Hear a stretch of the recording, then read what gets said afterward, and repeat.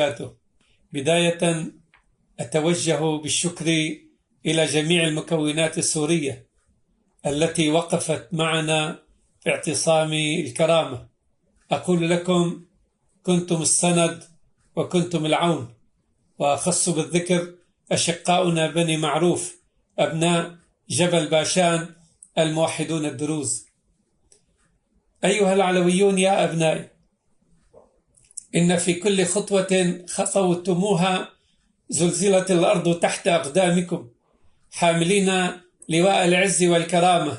سلاحكم الكلمة، سلاحهم الرصاص، ذخيرتكم الوحدة والثبات والصمود، ذخيرتهم التفرقة والكراهية والإرهاب. ألا وإن رسالتنا قد وصلت إلى العالم أجمع عن حجم المعاناة والانتهاكات التي تمارسها علينا سلطة الأمر الواقع، وعن مطالبنا الأساسية المحقة من إطلاق سراح المعتقلين، آلاف المدنيين والعسكريين المغيبين في السجون، وإيقاف آلة القتل والخطف، وحقنا في تقرير المصير بالفيدرالية واللامركزية السياسية. فلن نقبل بإمارة إسلامية سياسية مركزية تذبحنا على الهوية، وإن منحتنا فرصة الحياة كأنها فضلا وتكرما علينا. لنقول لأبناء الإرهاب: ما الذي يشفي غليلكم؟ أن نستبدل زيتنا بدمنا ونأكل خبزنا مغمسا بدمائنا ونصمت؟ كلا وأنتم الواهمون.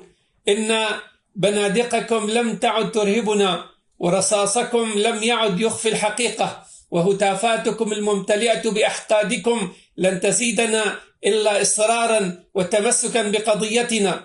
إن ما حدث بالأمس ليس عابرا، بل هو بداية لشرارة لن تنطفئ، وانتهاء لزمن ساد فيه الصمت والخنوع، ولسنا طالبين إلا الحق ولا نريد سواه. فإنني أقول وأؤكد أن أي اعتداء سيطال المكون العلوي لن نسكت عنه، وسيقابل بطوفان وبصدور عارية أمام بنادقكم السامة، ولن نتنازل حتى تحقيق جميع مطالبنا. هذا بيان يخرج من القلب ويستقر في الضمير، ويحمل وعدا لا رجعة فيه: لن نهاب الموت ولن ننحني. والسلام عليكم ورحمة الله وبركاته.